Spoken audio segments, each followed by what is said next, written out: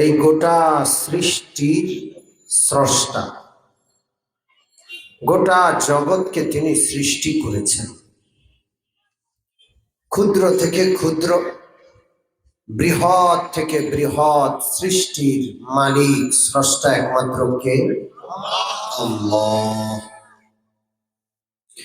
এই গোটা জগৎ তিনি সৃষ্টি করে প্রত্যেকের জন্য তিনি নির্দেশনা দিয়েছেন। লক্ষ কোটি বছর সূর্য চলছে।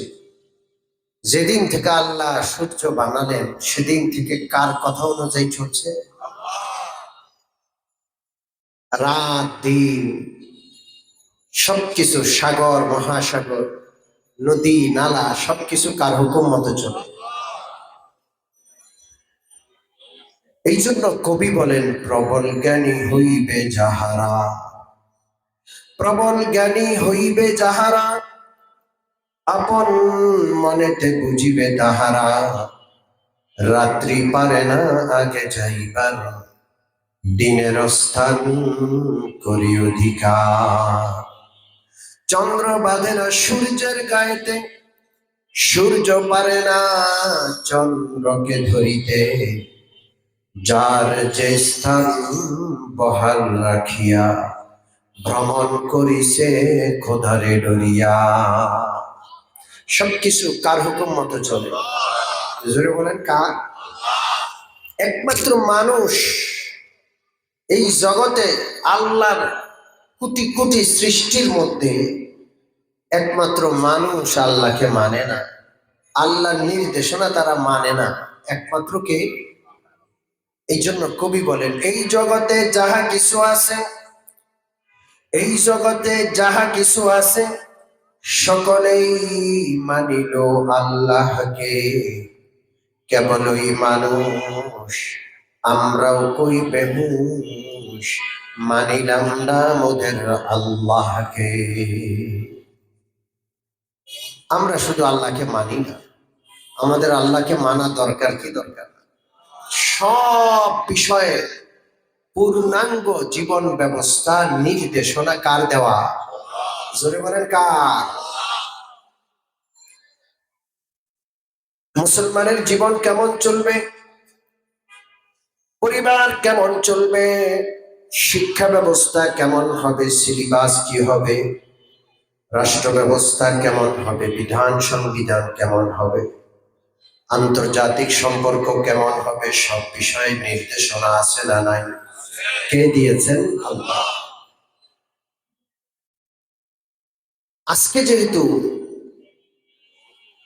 একটা মাদ্রাসার মাহফিল, এই জন্য আল্লাহর দেওয়া শিক্ষা ব্যবস্থা সম্পর্কে আলোচনা করব ইনশাআল্লাহ। আল্লাহ রাব্বুল আলামিন যুগে যুগে নবী পাঠিয়েছেন। নবীদের মাধ্যমে প্রত্যেক নবীর উম্মতের সিলেবাস কি হবে, শিক্ষা ব্যবস্থা কেমন হবে, সেটা আল্লাহ দান করে দিয়েছেন। সুবহানাল্লাহ।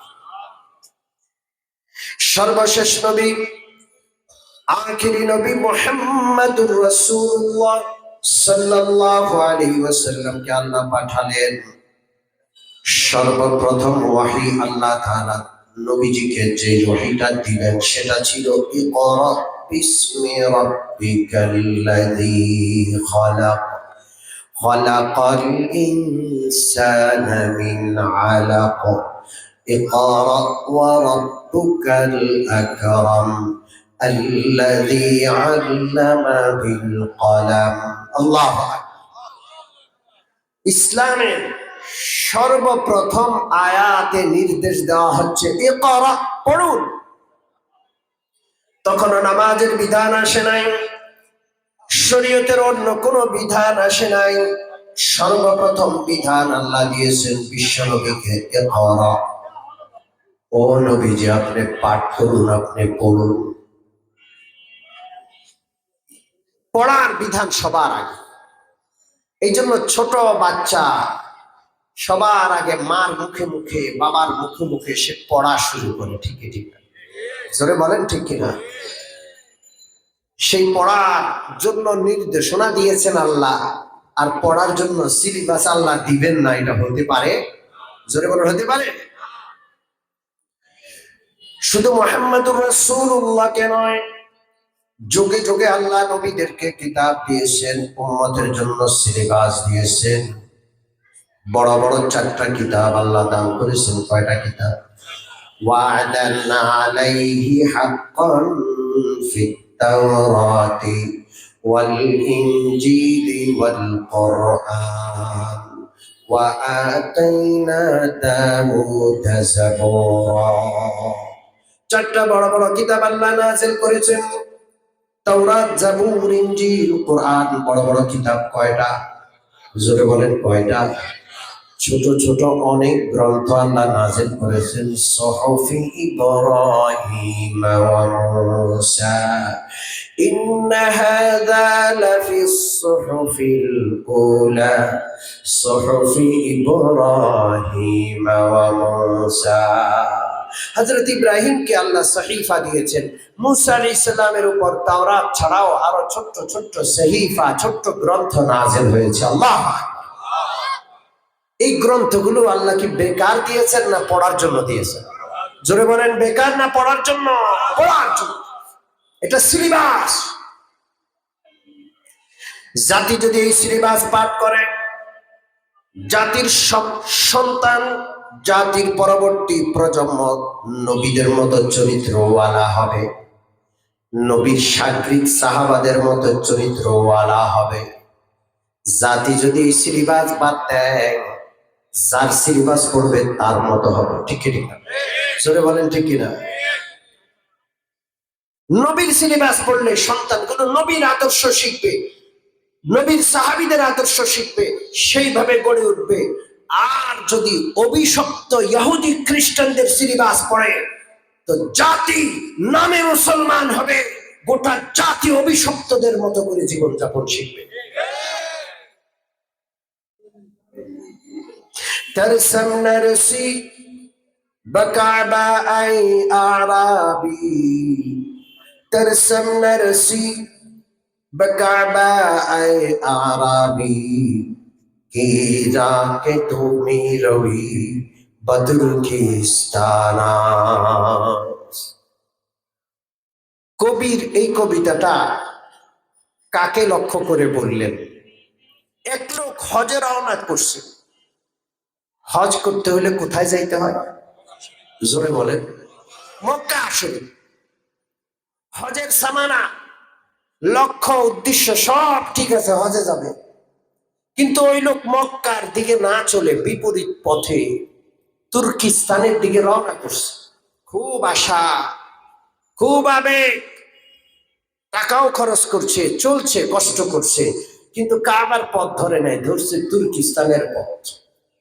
তখন ওই ব্যক্তিকে দেখে আফসোস করে কবি বললেন, তরসম নরসি বকাবা আই আরাবি, তরসম নরসি বকাবা আই আরাবি কেরা কে তুমি রবি বদ্র খ্রিস্টানা। তুমি চাও কাবা ঘরে যাবা, তুমি চাও হজ করতে যাবা, তুর্কিস্তানের পথে চলছো, সারা জীবন কিয়ামত পর্যন্ত ওই পথে গেলে কাবার দেখা পাবা না, হজ নসিবে জুটবে না।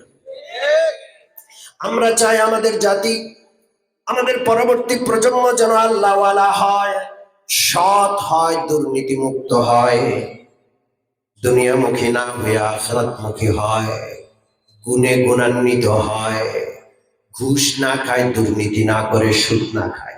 এটা আমরা চাই, চাওয়াটা খুব ভালো। কিন্তু পথে চলছি কোন পথে? তুর্কিস্তানের পথে। ইংরেজ অভিশপ্তদের সিলেবাস পড়াচ্ছি। এই সিলেবাস পড়ে এই গুণাবলী বৈশিষ্ট্য প্রজন্ম তৈরি হবে না। অভিশপ্তদের মতো সিলেবাস পড়ে অভিশপ্তদের মতো প্রজন্মই তৈরি হবে। আমাদের কোরআন আর হাদিস, আমাদের আল্লাহ আল্লাহ রসুলের দেওয়া সিলেবাস যদি জাতি পড়ে, জাতি কেমন গঠন হবে? একটা ঘটনা আপনাদেরকে শুনব। খাঁটি আল্লাহওয়ালাদের দ্বারা শুধু মুসলমান নয়, গোটা জাতি উপকৃত হয়, হিন্দুরা উপকৃত হয়, অমুসলিমরাও সুশাসন পায়। খুব ভালো করে শুনে, ব্রিটিশ আমলের ঘটনা, খুব বেশি আগের না। শাহ আব্দুল আজিজ মুহাদ্দিস দেহলভী রহমতুল্লাহ আলাইহি এই গোটা ভারতবর্ষের সর্বপ্রথম তিনি জেহাদের ঘোষণা করেছেন। ইংরেজরা যখন গোটা ভারতবর্ষে কবজা করে নিল, সর্বপ্রথম ফতুয়া দিলেন ভারতবর্ষ এখন আর দারুল ইসলাম নাই, এটা দারুল হরব। এই ইংরেজ সরকারের বিপক্ষে জেহাদে ঝাঁপিয়ে পড়া সব মুসলমানের জন্য ফরজ। মুক্তিযুদ্ধের ঘোষণা করলেন সর্বপ্রথম শাহ আব্দুল আজিজ মুহাদ্দিস দেহলভী রহমতুল্লাহ। শাহ আব্দুল আজিজ মুহাদ্দিস দেহলভী রহমতুল্লাহ এর একজন শাগির্দ ছিলেন। কাঁধলা নগরীতে তিনি বসবাস করতেন। মস্ত বড় আলেম, নাম হলো মুফতি ইলাহি বখশ রহমতুল্লাহ আলাইহি। মুফতি ইলাহি বখশ রহমতুল্লাহ আলাইহি মস্ত বড় আলেম, বড় আল্লাহওয়ালা। সেই এলাকায় মুসলমান এবং হিন্দু সম্প্রদায়ের মধ্যে একটা জায়গা নিয়ে বিরোধ সৃষ্টি হল। হিন্দুরা দাবি করছে এটা তাদের ধর্মীয় জায়গা, মুসলমানরা দাবি করছে এটা তাদের জায়গা।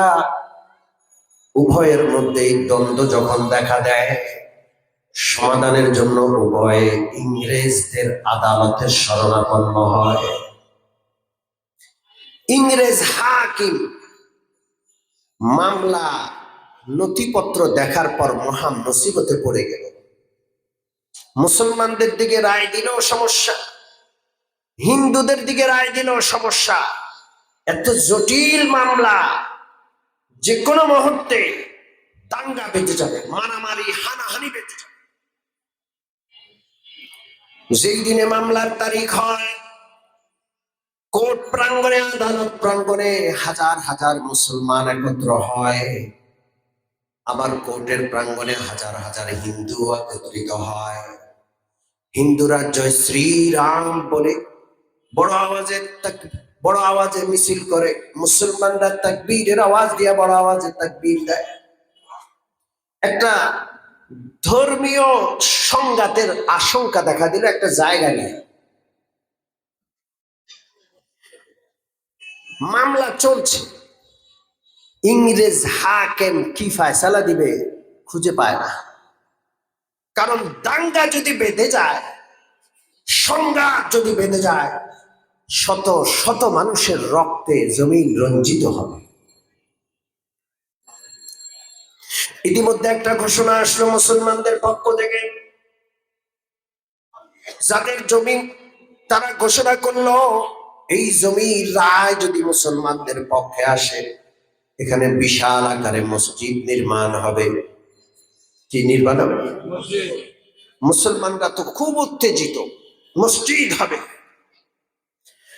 মুসলমানদের এই ঘোষণার পরপর সেখানে অবস্থান করা হিন্দুরা ঘোষণা করলো এই জায়গার রায় যদি আমরা পাই, আমাদের হিন্দুদের পক্ষে আসে, আমরা বিশাল বড় মন্দির বানাবো। তাদের মধ্যে চরম উত্তেজনা। এখন হাকিম মুসিবতে পড়ে গেলেন, রায় দিলে দাঙ্গা বেঁধে যাবে। ইংরেজ হাকিম বড় বুদ্ধিমান, মুসলমানদের পক্ষ থেকে কয়েকজন প্রতিনিধি ডাকলেন, হিন্দুদের পক্ষ থেকে কয়েকজন প্রতিনিধি ডাকলেন। গোপন কক্ষে গোপন মিটিং। হাকিম তাদেরকে প্রস্তাব দিলেন, আপনারা একটা সমঝোতায় এসে যান। এই রায় কোর্ট থেকে নিয়েন না, কোর্ট থেকে নিলে দাঙ্গা বাঁধবে। আপনারা উভয় পক্ষ মিলে একটা সমঝোতায় আসেন। উভয় পক্ষে বলল যে আমরা যদি সমঝোতায় আসতে পারতাম তো আদালতে আসতাম না, আমরা তো সমঝোতায় আসতে পারছি না, এই জন্যই তো আদালতের শরণাপন্ন।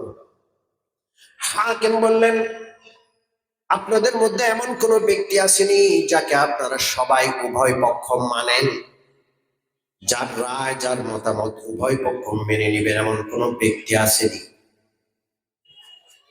মুসলমানরা চিন্তা করছে কারে, কোন ব্যক্তির নাম বলা যায় কিনা, কার নাম বলা যায়।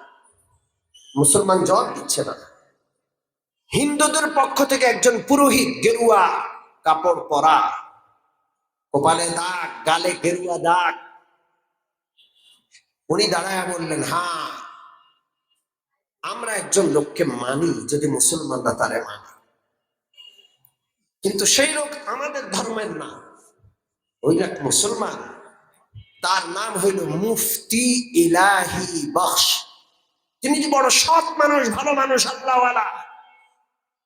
আমরা ঘোষণা করছি ওই মুফতি ইলাহি বখশ যদি আমাদের পক্ষে রায় দেন তাও মানবো। মুফতি ইলাহি বখশ যদি আমাদের বিপক্ষে, হিন্দুদের বিপক্ষে রায় দেন তাও মানবো। হিন্দুরা মুসলমানদের একজন মস্ত বড় আল্লাহওয়ালা আলেমকে সালিশ মানতে রাজি হল। হিন্দুদের পক্ষ থেকে যখন এই প্রস্তাব আসলো, মুসলমানরাও খুশি খুশি রাজি। মুফতি ইলাহি বখশ সাহেব যদি ফয়সালা দেন আমরা উভয়ে রাজি, অতএব আদালতের শরণাপন্ন হওয়া লাগবে না। কিন্তু রায়টা কোথায় দিবে? কোথাও দিলে ওখানে দাঙ্গা বাজবে। ঠিক আছে, উনি হাকিম, উনি কোর্টে এসে রায় দিবেন, সবাই কোর্টে উপস্থিত হবে, বিশাল নিরাপত্তা বাহিনীর বেষ্টনীতে কোর্ট নিরাপত্তা বলয়ের মধ্যে থাকবে, মারামারি হবে না। নির্দিষ্ট ডেট করা হলো, তারিখ দেওয়া হলো। হাজার হাজার হিন্দু মিছিল করতে করতে আসলো, হাজার হাজার মুসলমান মিছিল করতে করতে আসলো। হিন্দুদের চেহারা কালো। আহারে মুসলমান আমাদের পক্ষে কি রায় দিবে? মুসলমান তো মুসলমানের পক্ষে রায় দিবে। মুসলমানরা মহা খুশি। মুসলমানরা ঘোষণা করছে মসজিদের জন্য আমি এত টাকা দান করবো, এত টাকা দান করবো। মুসলমানরা খুশি কেন? আমাদের মুফতি সাহেব উনি কি মসজিদের বিপক্ষে রায় দিবে? আমাদের পক্ষেই তো রায়। কিন্তু আল্লাহর কি হিকমত, মুফতি ইলাহি বখশ সাহেব রাহমাতুল্লাহ আলাইহি সব কাগজপত্র ঘাটাঘাটি করে তিনি রায়ের জন্য যখন বসলেন, আদালতের কক্ষে একজন মুফতি সাহেব রায় দিচ্ছেন, বিশাল বড় একটা মামলা। তিনি রায় মুসলমানদের পক্ষে না দিয়া এই জায়গাটা হিন্দুদের এই পক্ষে, হিন্দুদের পক্ষে তিনি রায় দিলেন। আল্লাহ! গোটা এলাকার লক্ষ লক্ষ মুসলমান উপস্থিত, সবার মাথা নিচু হয়ে গেছে। হলোটা কি? কেমন হলো? মুফতি সাহেব এই জায়গা হিন্দুদের, এখানে মন্দির হবে, রায় দিলেন। হাকিম সাহেব জিজ্ঞেস করলেন, মুফতি সাহেব আপনি কেমনে হিন্দুদের পক্ষে রায় দিলেন? হযরত মুফতি ইলাহি বখশ সাহেব রাহমাতুল্লাহ আলাইহি বলেন, যখন থেকে এই রায়ের জন্য আমাকে সালিশ মানা হলো, তখন থেকে আমি রাত জেগে জেগে এই রায়ের পক্ষে বিপক্ষে জমির দলিলগুলো ঘাটাঘাটি করতে লাগলাম। 100-200 বছরের দলিল, সমস্ত দলিল পত্র ঘাটাঘাটি করার পর আমি নিশ্চিত এই জমির মালিক হিন্দুরা। অতএব এটা ইনসাফ। আমি মুসলমান, তাই বলে আমি না ইনসাফি করে মুসলমানদের পক্ষে রায় দেব, হতেই পারে না। ইসলাম আমাদেরকে শিখিয়েছে ন্যায় পরায়ণতা, ইসলাম আমাদেরকে ন্যায় বিচার শিখিয়েছে। অতএব ন্যায় বিচারের জন্যই আমি এই রায় হিন্দুদের পক্ষে দিলাম। আল্লাহু আকবার। মুসলমানদের চেহারা কালো হয়ে যায়, মুসলমানরা সবাই অন্তর থেকে কষ্ট পায়, হিন্দুরা খুশি। হিন্দুদের চোখের পানি খুশির চোটে। হিন্দুদের পুরোহিতদের একটা দল দাঁড়ায় বলল, হাকিম সাহেব আমরা রায় পেয়ে গেছি, তবে ইসলাম এত সুন্দর একটা ইনসাফের ধর্ম, একজন বড় আলেম মুফতি সাহেব তিনি মুসলমান হয়েও মুসলমানদের পক্ষে রায় না দিয়ে ইনসাফ তথা ন্যায় পরায়ণতা বজায় রেখে আমাদের হিন্দুদের পক্ষে রায় দিচ্ছেন। আমরা বুঝতে পারছি এই ধর্ম অসাধারণ ধর্ম, এই ধর্মের পড়াশোনা শিক্ষা অসাধারণ। অতএব আর দেরি নয়, আমরা ঘোষণা করছি লা ইলাহা ইল্লাল্লাহু মুহাম্মাদুর রাসূলুল্লাহ। আল্লাহ! পুরোহিতরা যখন প্রকাশ্যে কালমা পড়ে ইসলাম গ্রহণ করলো, আদালতে উপস্থিত হাজার হাজার হিন্দু, তাদের তিলক, তাদের হিন্দু ধর্মের বিভিন্ন বিষয় ছিল, সমস্ত পোশাকগুলো খুলে ফেলে তারাও কালমা পড়ে মুসলমান হয়ে যায় এবং ঘোষণা করলো এই জায়গায় যেহেতু মুসলমানরা মসজিদ করবে বলছে, আমরা এই জায়গায় মসজিদ করার জন্য এই জায়গাকে ওয়াকফ করে দিলাম। ইংরেজ শাসক, ইংরেজ হাকিম তখন একটা কথা বলছিলেন যে আজকের এই রায় মুফতি এলাহি বক্স দামাত বরকাতুহুম রাহমাতুল্লাহ আলাইহি যে রায় দিলেন, এই রায়ে মুসলমানরা হেরে গেছে কিন্তু ইসলাম জিতে গেছে। আল্লাহু আকবার। রায়ে মুসলমান হেরেছে, ইসলাম জিতে গেছে। কথা ঠিক কি ঠিক? সম্মানিত উপস্থিতি, এই যে ইসলামের পক্ষে কাজ করা, ন্যায়পরায়ণ একটা প্রজন্ম তৈরি করা, এটা এমনে হমনে হবে না। এটা তখন হবে যখন নবীদের সিলেবাস এই জাতিকে, এই প্রজন্মকে পড়ানো হবে। কথা ঠিক না? শুনে বলেন ঠিক কি ঠিক না? আমরা চাই দুর্নীতিমুক্ত জাতি গঠন করতে, আমরা চাই আল্লাহওয়ালা জাতি গঠন করতে, যারা সুদ খাবে না, ঘুষ খাবে না, দেশপ্রেমিক হবে, ইসলামের জন্য জান দিবে। এই জাতি গঠনের জন্য যেই সিলেবাস দরকার, সেই সিলেবাস নবী রেখে গেছেন, দান করেছেন কি? ওই সিলেবাস কোথায় পড়ানো হয়? মাদ্রাসায় না অন্য প্রতিষ্ঠানে? জোরে বলেন কোথায়? আপনি আপনার সন্তানটাকে নবীর মতো, সাহাবীদের মতো আদর্শ সন্তান বানাইতে চান, ন্যায়পরায়ণ আল্লাহ ওয়ালা বানাইতে চান, এক্ষুনি সিদ্ধান্ত নেন আপনার সন্তানটাকে ওই সিলেবাস, ওই কিতাব পড়াবেন যেই সিলেবাস আর যেই কিতাব আসমান থেকে এসেছে। কে দিয়েছেন? জোরে বলেন কে? রাজি আছি ইনশাআল্লাহ? আল্লাহ আমাদের সকলকে, আমাদের সন্তানগুলোকে, পরবর্তী প্রজন্মকে আল্লাহওয়ালা হিসাবে গঠন করার জন্য, দুর্নীতি মুক্ত দেশ বিনির্মাণের জন্য, সুদ মুক্ত, ঘুষ মুক্ত একটা জাতি গঠন করার জন্য আল্লাহ যেন আমাদের সন্তানদের হাতে আল্লাহর কালাম কোরআন তথা আসমানি সিলেবাস তুলে দেওয়ার তৌফিক দান করেন। আমিন ওয়া আখিরু দাওয়ানা আলহামদুলিল্লাহ।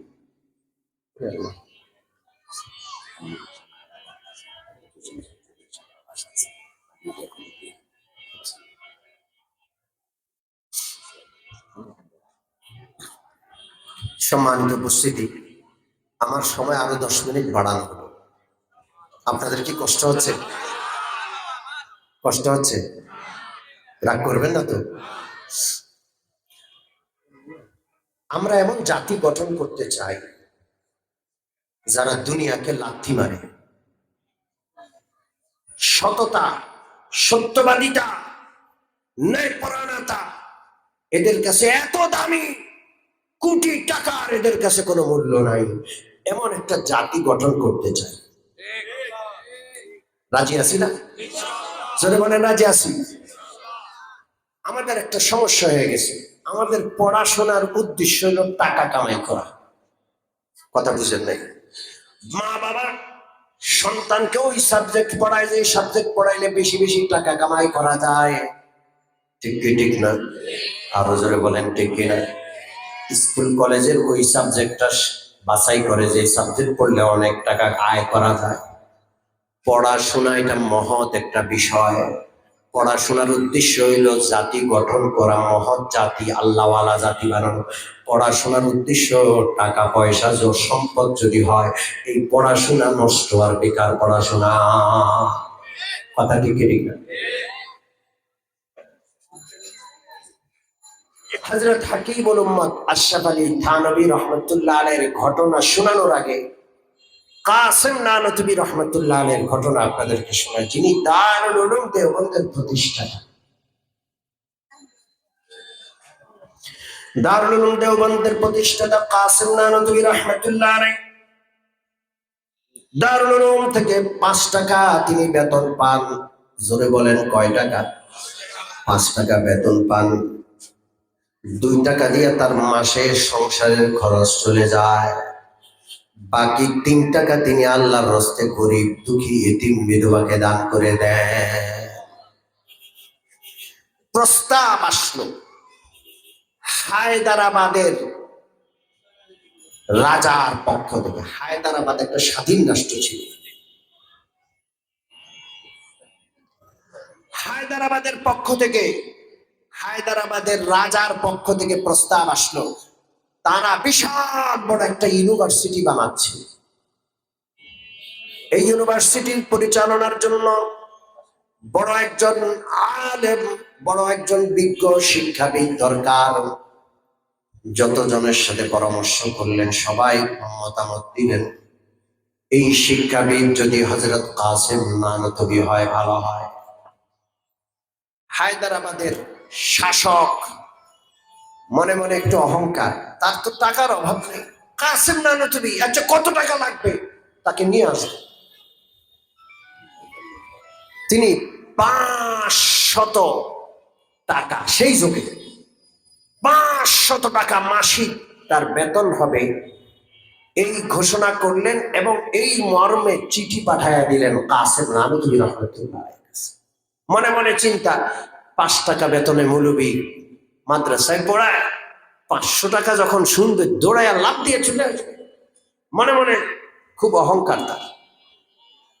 কিন্তু কাসেম নানতবী রহমাতুল্লাহ আলাইহির কাছে যখন এই চিঠি আসলো, সাথে সাথে তিনি প্রতি উত্তর লিখলেন, আমি দারুল উলুম দেওবন্দের খেদমত করি, মাত্র 5 টাকা আমার হাদিয়া। 2 টাকা দিয়া সংসার চলে, বাকি 3 টাকা আমি গরিব দুঃখী এতিমদেরকে মাসের শেষে দান করি। যদি 500 টাকা আমার হাদিয়া হয়, যদি 500 টাকা আমার হাদিয়া হয়, আমার সংসারের খরচ তো 2 টাকা, বাকি 497 বা 98 টাকা আমি কি করব? এই 497 বা 98 টাকা ভূত আমার মাথায় চাপবে, আমার দুনিয়া আখিরাত ধ্বংস হবে, নষ্ট হবে। অতএব ওই বিশ্ববিদ্যালয়ের পরিচালক, মহাপরিচালক হওয়ার আমার দরকার নেই। আল্লাহু আকবার। হায়দ্রাবাদের রাজার চিন্তাই পাল্টে গেল। দারুল উলুম দেওবন্দের সন্তান যারা, দারুল উলুম দেওবন্দের যারা অনুসারী, তাদেরকে টাকায় কেনা যায় না, ঠিক? কারণ তারা আল্লাহ রসুলের রেখে যাওয়া, আল্লাহর পাঠানো সিলেবাস দিয়ে তারা পড়ান, তাদের সন্তানদেরকে পড়ান, ঠিক ঠিক। এদের কাছে শিক্ষাটা একটা আদর্শ, টাকা এরা বিক্রি হয় না। আল্লাহ। এক লোক কাসেম নানতবী রহমাতুল্লাহ আলাইহির কাছে আসলো ফজরের নামাজের পর। তিনি মসজিদে বসে ইশরাকের জন্য অপেক্ষা করছেন, তাসবিহ আদায় করছেন। ইশরাকের নামাজ শেষ করার পরে লোকটা দেখা করলো অনেক টাকার মালিক, এসে হুজুরকে কিছু টাকা দিলেন। হুজুর এই যে ধরেন কিছু টাকা। কাসেম নানতবী রহমাতুল্লাহ আলাইহি বললেন, আমি টাকা দিয়ে কি করব, আমার টাকার দরকার নাই। কয় না, এটা রাখেন, আপনার যদি দরকার না হয় আপনি দান করে দিয়ে। আপনার টাকা আমি দান করবো, আমার এত সময় কই, আপনার টাকা আপনি দান করেন, আমার দরকার নাই। গ্রহণই করলেন। এই লোক কোনোভাবে যখন হুজুরকে টাকা দিতে পারলেন না, যাওয়ার সময় কাসেম নানতবী রহমাতুল্লাহ আলাইহির জুতার ভিতরে টাকার বান্ডিল গুলো রেখে চলে যায়। কাসেম নানতবী ইশরাকের নামাজ আদায় করে যখন মসজিদ থেকে বের হচ্ছেন, জুতা পরিধান করছেন, জুতার ভিতরে পা ঢুকে না, জুতার ভিতরে পা ঢুকে না। খাদেমকে ডাকছিলেন, ও খাদেম সাহেব আসেন, এদিকে আসেন। হযরত কি হয়েছে? মেরি জুতি মে দুনিয়া ঘুস গই। তাকায় দেখো, দুনিয়া আমার জুতার ভিতরে ঢুকে গেছে। আল্লাহু আকবার। সম্মানিত উপস্থিতি, আমরা তো এমন জাতি চাই যারা টাকার কাছে বিকবে না। এমন একটা শিক্ষিত জাতি আপনি গঠন করলেন যারা নিজের চরিত্র, নিজের আদর্শ সবকিছু টাকার কাছে বিকিয়ে দেয়। দেশ, দেশের স্বাধীনতা, দেশের সার্বভৌমত্ব সব টাকার কাছে বিক্রি করে দেয়, ঠিক কি ঠিক না? বরং দেশের টাকা পয়সা, জনগণের সব সম্পদ লুট করে তারা বেগম পাড়ায় বাড়ি বানায়, ঠিক কি? এই জাতি আমাদের দরকার নাই। এই শিক্ষা, এই শিক্ষিত সমাজ আমাদের দরকার নাই। আমরা তো ওই আল্লাহওয়ালাদের অনুসারী যারা টাকাই দেখে না। হযরত মাওলানা আশরাফ আলী থানভী রাহমাতুল্লাহ আলাইহির কাছে এসে এক লোক মুরিদ হলো, বড় ধনী মানুষ, সেই যুগের কোটিপতি। আজ থেকে 150 বছর আগের কথা। সেই যুগের কোটিপতি হযরত আশরাফ আলী থানভী রাহমাতুল্লাহ আলাইহির কাছে মুরিদ হলো। মুরিদ হওয়ার পরে মাওলানা আশরাফ আলী থানভী রাহমাতুল্লাহ আলাইহিকে আকর্ষণ করার জন্য, উনি যে অনেক টাকার মালিক এটা বোঝানোর জন্য হযরতের সাথে সাক্ষাৎ করে গিয়ে হযরতের নামে সেই যুগে 1,00,000 টাকার মানি অর্ডার পাঠাইল। কোন যুগে? 150 বছর আগে। তখন লক্ষ মানুষ চিনত না। সাথে একটা চিঠি পাঠাইল। কাসেম নামে হযরত আশরাফ আলী থানভী রাহমাতুল্লাহ আলাইহি চিঠিটা পাঠ করলেন। চিঠির মধ্যে এমন কিছু ভাষা, এমন কিছু শব্দ আছে যেটার মধ্যে অহংকার টপকায়, যেটার মধ্যে নিজে যে ধনী মানুষ, অনেক টাকার মালিক, এটা বুঝায়। হযরত মাওলানা আশরাফ আলী থানভী রাহমাতুল্লাহ আলাইহি 1,00,000 টাকা গ্রহণ না করে মানি অর্ডার ফেরত দিবেন। 1,00,000 টাকা সেই যুগে।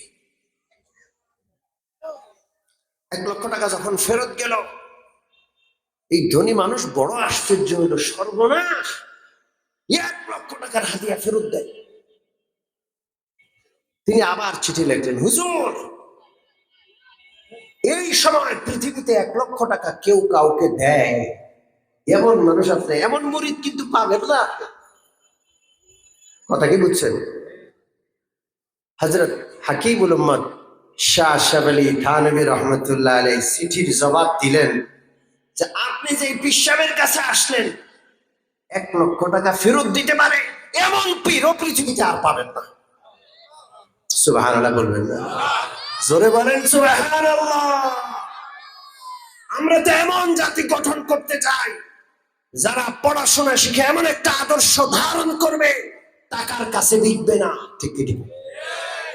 এখন গোটা জাতি অভিশপ্ত ইহুদি, অভিশপ্ত পথভ্রষ্ট খ্রিস্টানদের থেকে আগত শিক্ষা ব্যবস্থায় পড়াশোনা করে গোটা জাতির চরিত্র শেষ। চরিত্র বলতে কোনো জিনিস হইলে, সততা, সত্যবাদিতা বলতে গোটা শিক্ষিত সমাজ যাকে বোঝানো হয় তাদের মধ্যে নাই, তাদের পড়াশোনাতে নাই। ঠিক কি ঠিক না? জোরে বলেন ঠিক কিনা? এই জন্য আল্লাহ তাআলা প্রদত্ত সিলেবাস সন্তানকে পড়াবো, রাজি আছে? জোরে বলেন রাজি আছে? আল্লাহ রাসূলের দেওয়া সিলেবাস জাতিকে পড়াবো, আমাদের সন্তানদের হাতে তুলে দিব কোরআন আর হাদিস। রাজি আছেন ইনশাআল্লাহ? কারা কারা রাজি আছে হাত তুলি। নারায়ে তাকবীর, নারায়ে তাকবীর। আল্লাহ তাআলা আমাদের সকলকে, আমাদের সন্তানদেরকে, আমাদের পরবর্তী প্রজন্মকে আল্লাহর দেওয়া সিলেবাস গ্রহণ করার, ধারণ করার, পড়ার এবং সত্য, সততা, সত্যবাদিতা বজায় রাখনেওয়ালা একটা জাতি আমাদেরকে গঠন করার তৌফিক দান করেন। আমিন। ওয়া আখিরু দাওয়ানা আলহামদুলিল্লাহি রাব্বিল আলামিন ওয়া সাল্লাল্লাহু তাআলা আলা খায়রি খালকিহি মুহাম্মাদিন ওয়া আলিহি ওয়া সাল্লাম।